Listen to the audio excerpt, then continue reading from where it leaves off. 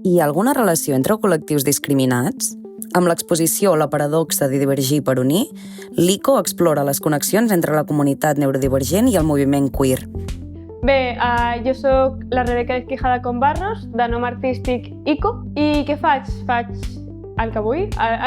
Segons el meu hiperfoco, vaig començar, de fet, amb música, però ara estic molt amb arts visuals, que és còmic, fanzines i il·lustració. La meva proposta artística és... He agafat una part de la meva recerca vital i li he donat forma física. Realment no és un punt final, no és un inici, és on estic ara mateix sobre neurodivergències i sobre moviment queer i li he donat forma. Sobretot el que m'impulsa és la meva realitat.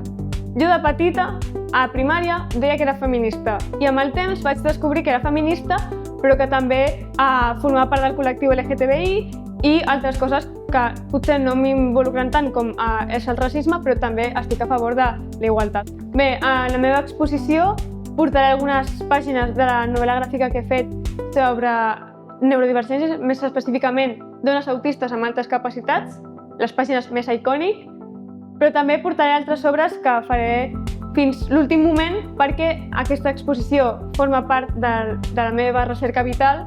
Llavors portaré allò que consideri més rellevant. Seran obres il·lustrades, seran còmics, però potser és qualsevol altra cosa que ara mateix no sé.